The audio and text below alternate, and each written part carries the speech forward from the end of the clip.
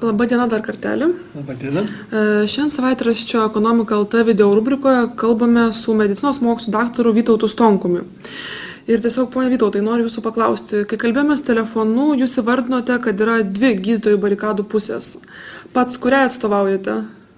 Aš atstovauju, ne tiek aš atstovauju, bet aš domiuosi ir prislaikau nuomonės kitos pusės, neoficialiosios medicinos.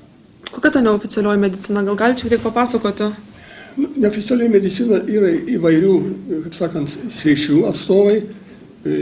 Oficialioji tai yra, kur teikiamas mūsų rekomendacijos ir gydymo metodai, priimtos mūsų medicinos. O šiuolaikinė medicina yra labai suskirstyta atskiras sritis ir kiekvienos srities specialistas žiūri tik savo, o žmogus yra vientisas. Už tai pasaulyje yra holistinės medicinos ir informaciniai centrai ir ligoninės, ir kur bandoma gydyti visiškai net be vaistų, arba yra kritikuojami šiuo metu mums skiriami vaistai, kurie sukelia papildomas ligas. Mes turim suprasti, kad šiuolaikinė medicina yra visiškai pasikeitusi.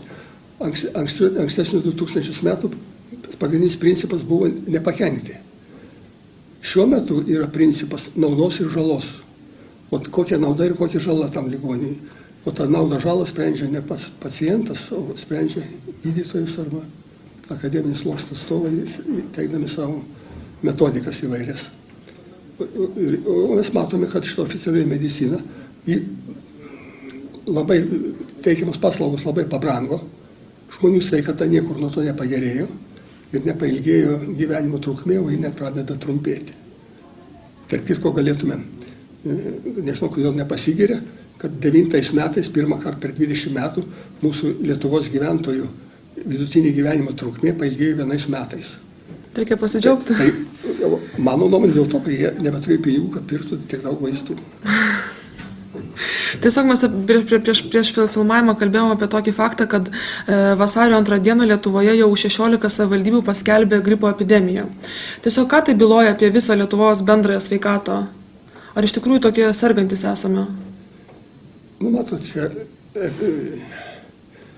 paprastai, jeigu yra daugiau kaip 110 000 gyventojų skelbiama epidemija, kiek ten yra gripo, kiek tų paprastų peršalimo lygų, sunku yra pasakyti. Kad tai paskelbė, tai čia daug kur yra pasaulyje. Tos gripo epidemijos eina ir eina. Ir čia nieko tokio baisaus, taip ir bus. Bet tiesiog visuomenė keliamas toks šaršalas, kad lyg tai jau mes labai sunkiai sergame ir vaistų daugiau reklamų atsiranda ir skatinami žmonės pirkti tam tikrus preparatus. Teisingai, ir čia yra kalta mūsų spauda. Kaip yra pažymima pasauliniai literatūrai, šiuolaikiniai, reiškia, mūsų farmacijos ir kiti šulai skiria milžiniškas lėšas reklamai. Pavyzdžiui, netiesiogiai reklamai Amerika skiria 3 milijardus per metus, o medikų reklamai 15 milijardų. Tai yra milžiniškos sumos. Ir už tai, jeigu paimti medicinės, reiškia, profilio spaudą, tai faktiškai visai yra nupirkta. Reiškia, arba jinai yra, kaip sakant, turi labai glaudų ryšį, arba kaip rašo užsienio spauda, jinai parazituoja tiesiog. Iš tų užsakymų reklamos jie gyvena. Jeigu nebūtų šitų užsakymų, jie neįsiverstų, bankrutuotų, už tai taip ir yra. O kaip Lietuva atrodo visoje šitoje vakarų medicinos situacijoje? Kaip pasakyti, jeigu mes paimsim mediciną, reikėtų, aš manau, skirti du dalykus. Pirmas dalykas tai yra ūmus įvairūs susirgimai. Ir čia mūsų medicina palyginti tikrai nėra blogesnė negu kur kitur.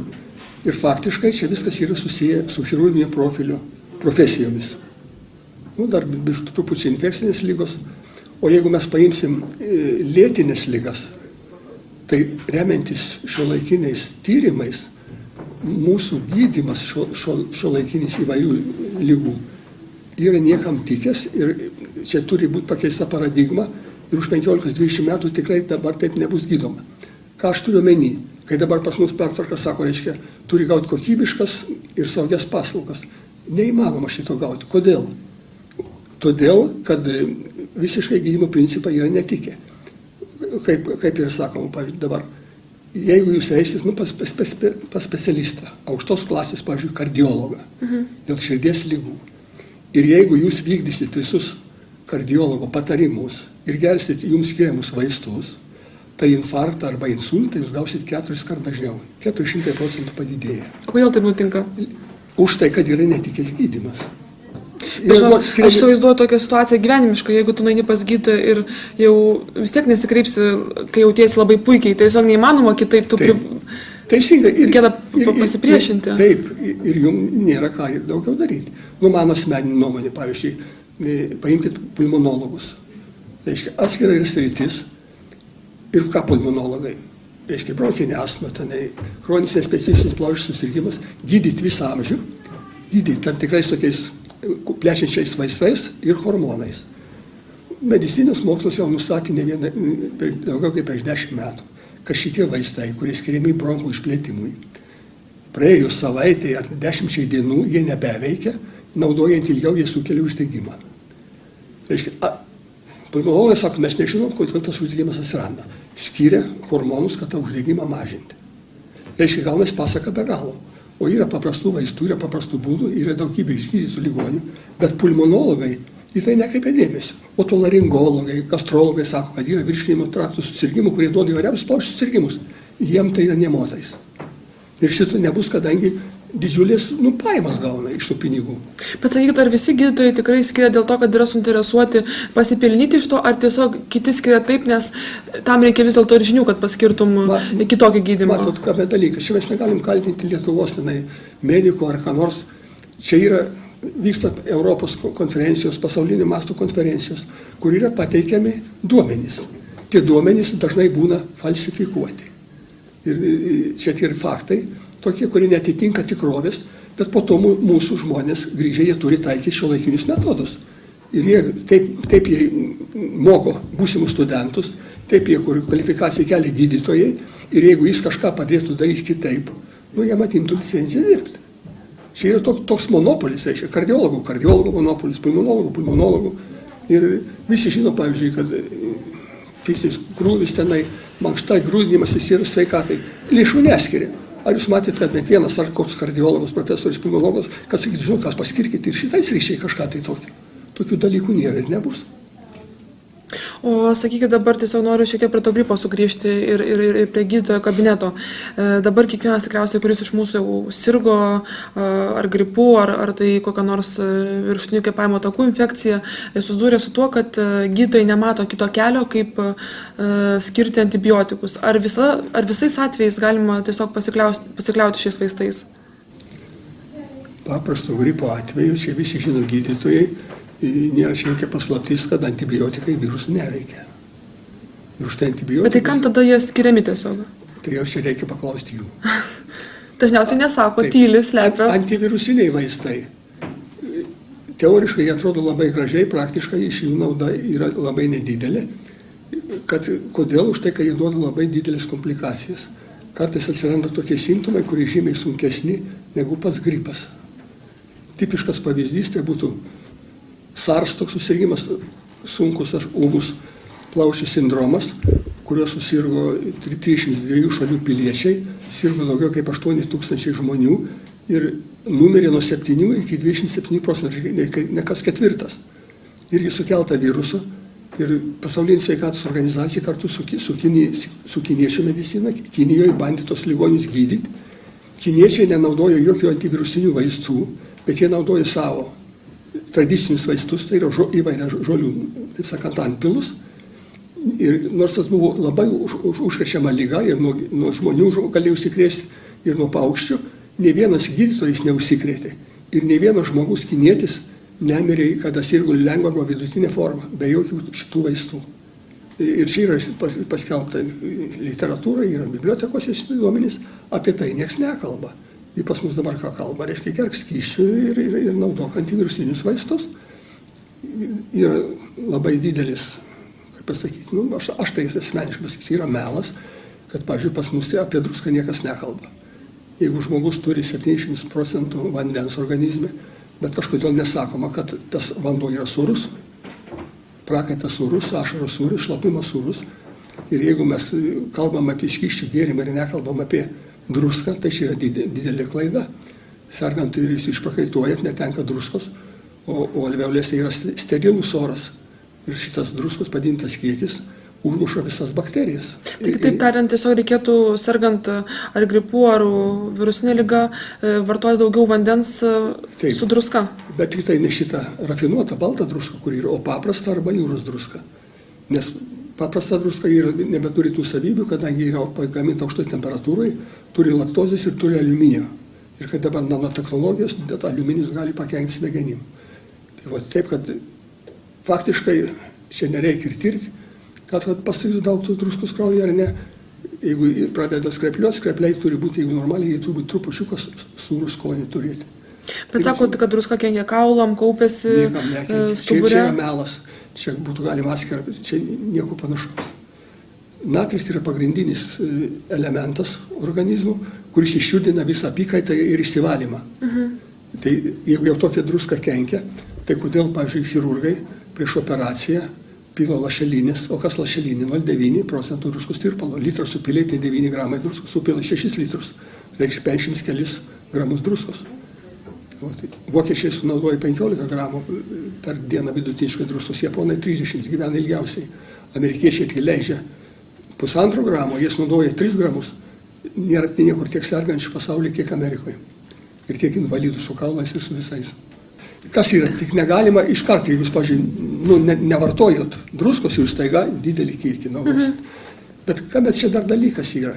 Reiškia, koks yra melas? Kad druska sukelia arterinį hipertenziją. Čia yra absoliučius melas, tyrimais yra nepatvirtinta. Bet ko nieks nesako, o kas atsitinka žmogui, jeigu druskos trūksta? O jeigu druskos trūksta organizme, neurologiniai simptomai. Depresija, bloga nuotaika iki komos. Tai reikia valgyti ne šokoladą esant blogai nuotaikai, o... Kodėl? Svarbu, jeigu jūs galite valgyti šokoladą. Priklausomai nuo kokio kiekio, jau tamsų šokoladą, bet be druskos nevyks jokie procesai organizme, suprantat? Galų galiai, jeigu ta druska kenkia, kodėl vaikus siunčia į drusko šachtas, tenai, kad kvėpuotų, kur plaučiai serga, arba druskininkus yra haloterapijos kabinetai, kur išpurškia druską ir kvėpuoka. Kas užtenka žmogui įsidėti druskos į stiklį išgerti, kam tos pinigus mokėti. Čia yra literatūra, bet šitas yra didžiulis, jeigu žmonės naudotų normaliai druskos, pusė ligų nebūtų, suprantat? Nes kol jūs dar taip gyvenat, jums tos druskos pakanka, bet jūs pradedate eiti pas gydytoją, jums iš karto pasakysite, druskos nenaudok, nors jeigu tas spaudimėlis pašoko, o jūs jau turit klausyti. Druskos pertekliaus praktiškai chroninių nėra. Ūmus gali būti, jeigu staiga kažko privalgėt, tai jūs pradės troškinti, čia nebūna. Yra tik tai kliniškai, yra tokie du atvejai, jeigu žmogus sutrikęs, jau koks visai blogam stovi žmogus reanimacijų, kurias jau troškulio jausmas sutrikęs, arba neišnešioti naujagimiai, kurie pradeda anksti maitinami karvės pienu. Karvės pienė druskos yra 25 kartus daugiau. O kaip ją gydo? Lašelinė lašina tik tai ne 0,9, o 0,5% lašelinė. Ir išveda iš to stovio. O jie duoda neurologinius simptomus. Tai plus dar kas yra, druskos trūksta bet kokiais vėžio atvejais, depresijos, streso ir taip toliau. Tik tai kalbant apie druską, visada reikia kalbėti apie skysčius. Gali būti iš žmogaus skysčių organizme daug, vienas dalykas, gali būti normai ir gali būti mažai. Ir šitie tokie variantai truputį skiriasi. Ir žmonės, jeigu apie tai, aš skaičiau paskaitas, žmonės man skambina labai patenkinti. Ir sąnariai nebeskauda ir visa kita. O sakai, tiesiog sugrįžkim šiek tiek prie to gydytojo kabineto. Tai ką žmogus turėtų žinoti prieš ateidamas pas gydytoją? Tiesiog savo teisės, ko jisai gali reikalauti? Nes tarkim, dabar su kuo mes susidurėme, tai tiesiog yra jau gydytojų patvirtintas kažkuris metodas, kurio gydytojas pasitikė, jisai jį išrašo, nes jisai sakė, kad ir kitiem padėjo. Bet tarkim, ar tai, jūs teigiate, kad tai ne visada pasitvirtina ir kad ne visada reikia skirti antibiotinius vaistus, bet ko galima prašyti? Jeigu dažnai sutarėme netgi su neigiama nuomonėje. Čia matot, kas yra. Yra labai geras dalykas, kad žmonės turi teisę reikalauti, aiškintis, bet čia yra lasda kita gal, čia yra didelis, yra minusas. Žmonėm, kadangi daktaras jis turi algoritmus ir jiems visiškai nesvarbu, ar jums tas padės ar nepadės. Suprantat? O tai teisim pamatos spaudimą, cholesterolis, nuo cholesterolio vaistelis, nors niekam jums nereikia. Jie kitaip negali. Kol nepasikeis paradigma, tas mokymas, Ir ką dabar, pažiūrėjau, Amerikoje šiuo metu pusė žmonių neina pas specialistus. Tos oficialius, nei pas kardiologą, jeigu ūmus susirgimas taip, o lėtinis susirgimo atvejais neina.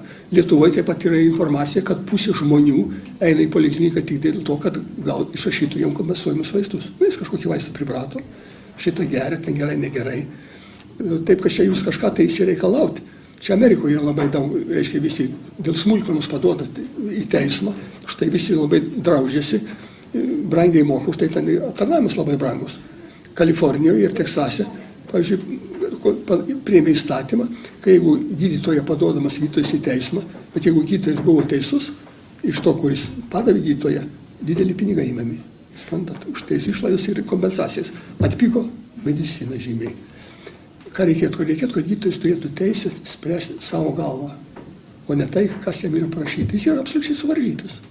Aš dabar galiu šnekėti, kad aš nieko nebijau, ta prasme, man taip sako, ar nebijai, kad tave kas nors už kampo tenai kur nors. O nebijot? Ne, nebijau. Už tai, kad jiems ir nusispjaut čia, ką sakom. British Medical Journal 2003 metais išleido visą straipsnį, aš įdėsiu savo knygoje visas konspektavęs, reiškia, apie tos visus, kokius fokusus jie daro. Tai farmacijos įmonė paskambino, pasakė, klausykit, kol jūs nepaprašėt pinigų, mes jums būtum davę išleisti numerį šitą žurnalą. Reiškia, viskas prieš juos.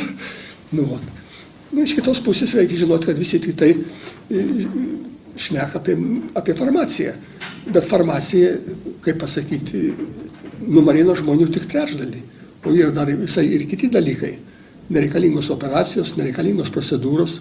Pavyzdžiui, Amerikoje atlikti labai tyrimai, 150 mokslinių darbų apibendrinta. Per metus medicina nugalabėjo apie 800 000 žmonių. Tai yra daugiau. O kaip tie skaičiai tokie galėtų Lietuvoje atrodyti? Lietuvoje, jeigu tai 100 kartų daugiau gyventojų, pas mus mažiau, tai turėtų būti apie 8 000. Bet pas mus tiek vis tiek tyrimų dar nedarom, skaitykim, kad tai yra, kad gali būti apie 4 000. Pas mus niekas netyrė. Ką tai reiškia 4 000? 4 000 tai reiškia, tiek žmonių pas mus žūsta per gaisrus, per avarijas, per nužudymus, nusižudymus ir taip toliau. Tai ir medicina ir taip pat. Ir dabar, kaip pasakyti, knygose rašoma, kad skaitoma taip, reiškia, nuo ko žmonės miršta. Pirmoji vietoje reiškia širdies ligos, po to vėžys, Amerikoje atvirkščiai vėžys, pirmą dabar jau tenai, paskui kitos ligos, bet dabar yra aiškiai jau rašoma, kad pirmoji vietoje žmonės žūsta nuo medicinos. Tai va, tokie dalykai yra. Ir aš čia turiu tokį lentelę, yra, kur, pažiūrėjau, Amerikoje nuo farmacijos žūsta apie 300 000 žmonių. Labai daug, pavyzdžiui, nereikalingų tyrimų atliekama vos net 8 milijonai, hospitalizacijų beveik 9 milijonai, kur nereikalinga. Ir tai yra milžiniški pinigai. Per metus 282 milijardai dolerių. Ekonominiai nuostoliai yra. Bet sakyti, mes jau žiūrime per tą gripo prizmę, tai jeigu nevartotume antibiotikų, kokiais kitais būdais galime gydytis? Kad neskatintumėm tos pramonės, kuri tiesiog dirbtinai provokuojama. Oficialiai skau, čia skiepai yra antivirusiniai vaistai. Taip, nes dabar aš jums, kaip minėjau prieš... Aš kažkada irgi juos naudoju, atrodo logiška, kaip iš suleidai. Reiškia, nusilpninti tą virusą, žmogus imunitetą išvysto. Bet kame dalykas yra? Žmogaus imunitetas yra labai stiprus. Jeigu jis yra geras, jis sunaikina viską, nereikia nieko. Bet kas pas mus dabar yra? Reiškia, pas mus visai nekreipia dėmesį paskutinius medicinos laimėjimus. 2 šveicarų mokslininkai padarė tokį retą atradimą, kad, reiškia, žmogaus organizme esančios tos vadinamas probiotikai arba gerosios bakterijos, kurios padeda virškinti, jos ne tik, kad padeda virškinti, bet jos yra imuninės sistemos informatoriai. Reiškia, jeigu jie neduos ženklo, mūsų imuninė sistema nesuveiks. Ir kai sako, miegos. O mes tą imuninę sistemą, kai tik antibiotikais, cheminiais preparatais ir kitokiais dalykais sunaikiname. Ir dar kas yra dalykas, niekas kaip nekalba, kadangi visi nori, kad būtų daugiau sergančių.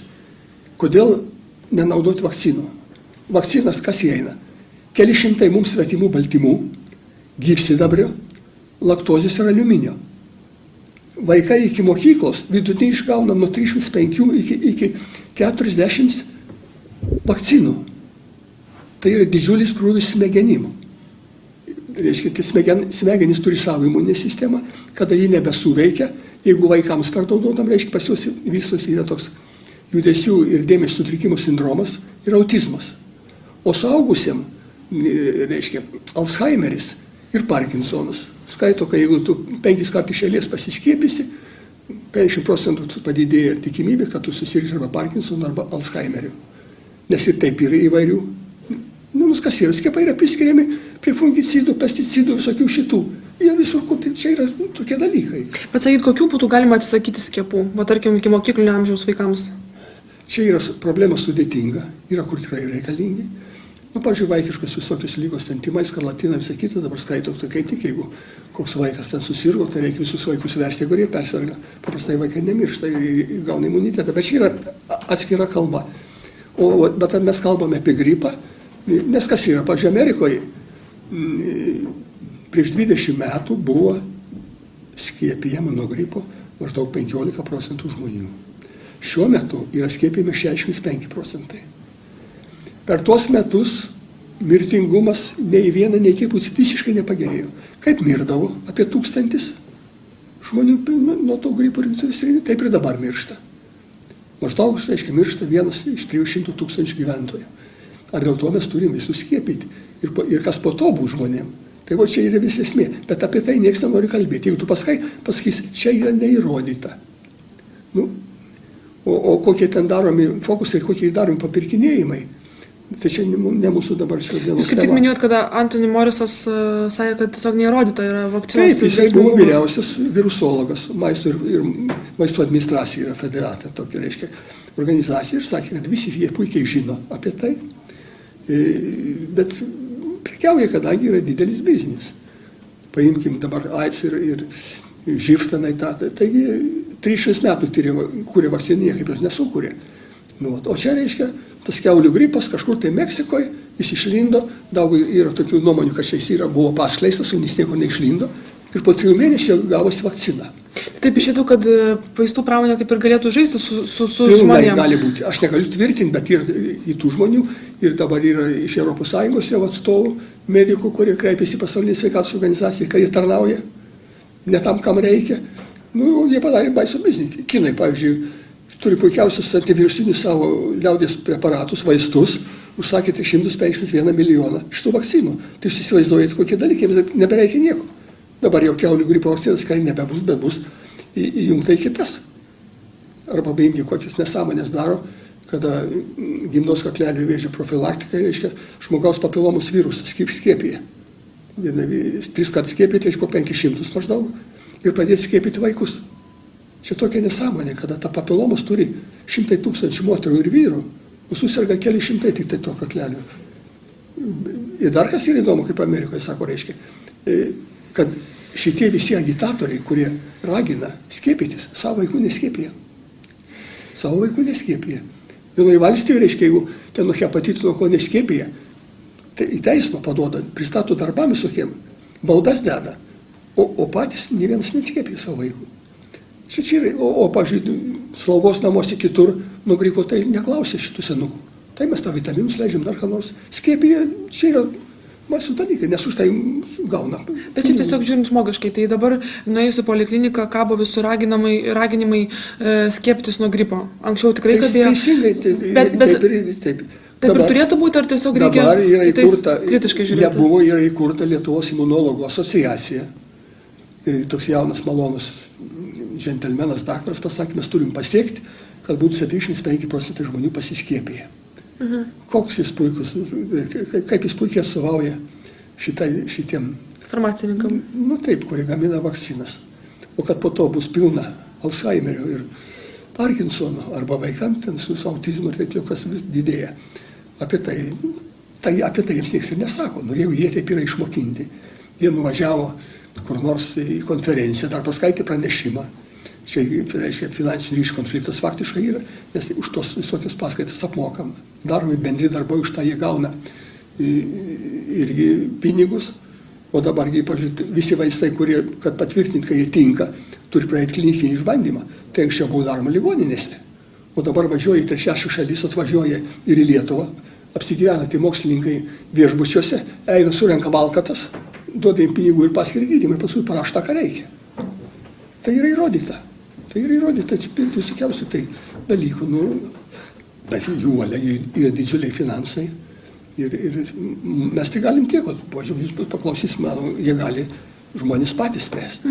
O sakykit, čia bendrai paėmus, tiesiog lyginot vakarų mediciną ir šiek tiek norėjome aptarti Lietuvą tame kontekste, bet iš tikrųjų patys lietuviai, ar jie daug suvartoja vaistų, ar jie linkę pasitikėti visais farmacininkų pranešimais, vaistinių, reklamomis ir taip toliau? Galų gal ir patys gydytojai reklamuoja. Matot, kame reikalas, žmonės yra įsitikinę, kad be vaistų nieko nebus. Suprantat? Čia Lietuvos žmonės, taip? Yra daugybė ir Lietuvoje tas pats, nu, aš tokių statistinių duomenų neturiu, kiek sunaudoju, bet kai jie sunaudoja daug, pavyzdžiui, aš kada rašiau knygą, tai 6 metais išleidau, reiškia 4 metais maždaug, nu, aplamai farmacijai išleisdavo apie 1 milijardą, dabar jau beveik 2, kas metai 15-20% tenai šis pardavimai didėja, nuo to sveikata nepagerėja iš principo. Tai sakau, kol nebus priimti holistinės medicinos principai, kad bus gydomas visas žmogus, o ne tai, kad ten viena siaura sistema, taip sakyta, tai yra ūmų susirgymai, chirurginiai dalykai, taip viskas yra gerai. Nors operacijų yra daroma daug be reikalo, tyrimų yra daug be reikalo daroma. O sakyt, kokiom operacijom gydytojai piktnaudžiauja? Nu, kokius ryčių specialistai gal taip reikėtų klausti? Daugelio. Praeitais metais buvo konferencija Amerikoje ir Amerikos, taip sakant, nu, kaip virchirurgas ar ten šitos FDA atstovas, kuris rūpinasi chirurgija, pasakė, kad Amerikoje 9 metais per metus be reikalo amputuota 13 000 galūnių žmonėm. Be reikalo.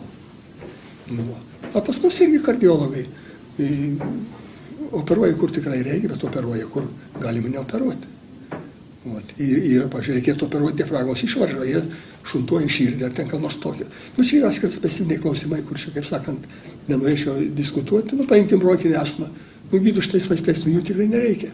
Pasaulinė sveikatos organizacija prieš 15 metų pasakė, kad astmai gydyti reikalingas tik vienas toks trumpo veikimo bronkus plečiantis vaistelis ir prednisolonas. O jie dabar daro, reiškia, Amerikoje astmai išleidžia dabar 6 kart daugiau pinigų, o to vis pablogėjo.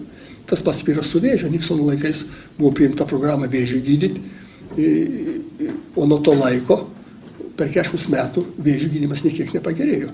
Pabrango 100 kartų gydymas, chemoterapija ir visa kita, o vėžių išgyvenimas nepailgėjo nei vieną dieną. Bet apie tai niekas nekalba. Daugelis vaistų, pavyzdžiui, kur dabar širdžiai gydyti taip toliau, jeigu skatina, širdies nepakankamumą skatina vėžio atsiradimą, bet apie tai žmonės, niekas apie tai žmonėm nepasako. Nes kas yra, kol žmogus yra sveikas, tol jam yra viską nusispjauti. Jums kaip ekonomistai noriu pasakyti, pavyzdžiui, paleido gandą vienas mūsų Seimo narys, kad bus devalvuotas litas. Visi veržėsi į bankus. Paskelbė ten Akropolis, kad kažką parduos, per naktį suvažiavo, kad nusipirkti.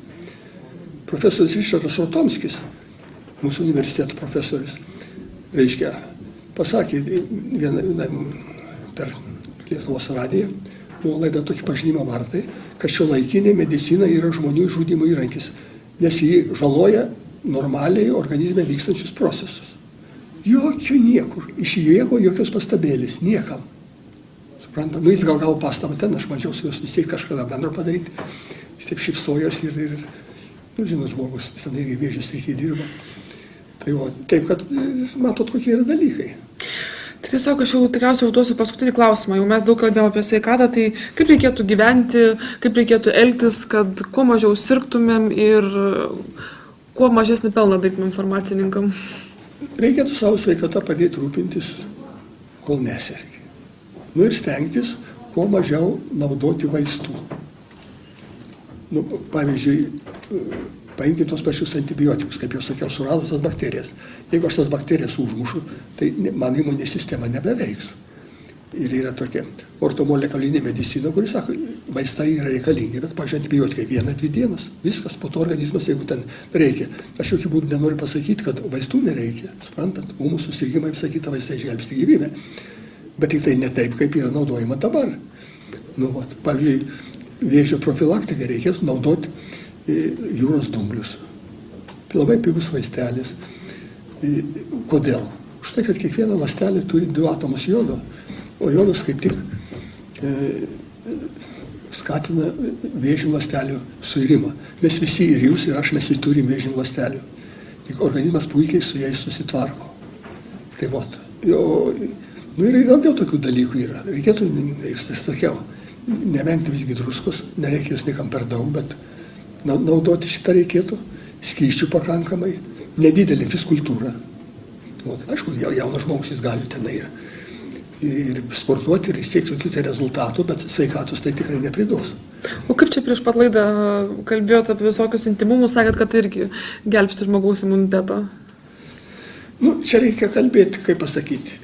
Čia jeigu kalbėti apie seksą, kaip sakant, normalus seksas, viskas yra labai gerai. Paplitęs dabar, kaip sakant, tas oralinis seksas, tai čia yra kaip pasileidimo, iškrypęs pasileidimas, sakyčiau. Nes čia įvairius virusiniais, kaip tik tos žmogaus papilomos virusų, herpes virusų apsikrėti. Didžiausias iškrypęs pasileidimas yra analinis seksas, kurį atlieka gėjai. Kartais atlieka vyrai ir su moterims, kurios nenori nėštumo stoti. Reiškia, kodėl? Gėjai gali savo veiklą vystyti todėl, kad tisioji žarna neturi skausmo receptorių.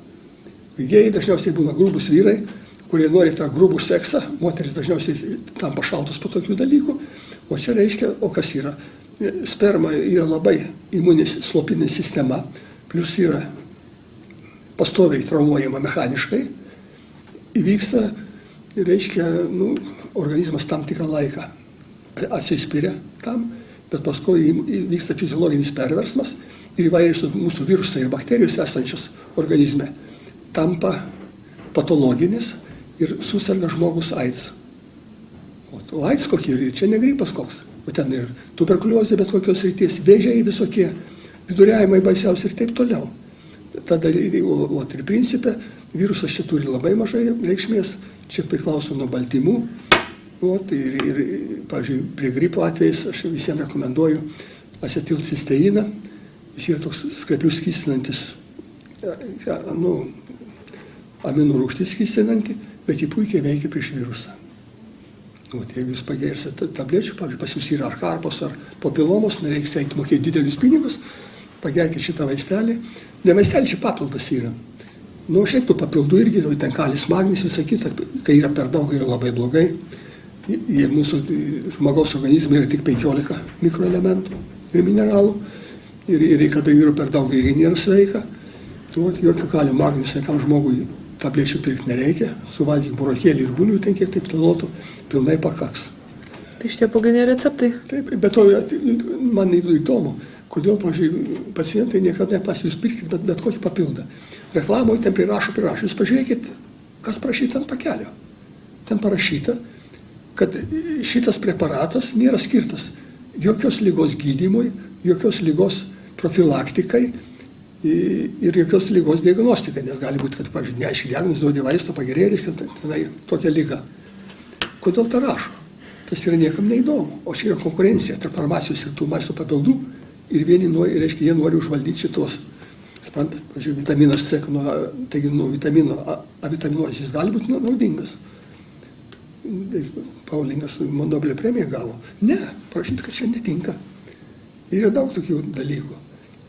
Jums, tarp kitko, kaip mes esame mulkinami, tokių pavyzdžių yra labai daug, bet aš norėčiau jums pasakyti, pavyzdžiui, yra toks Alka-Seltzeris, ta pati Bayer firma.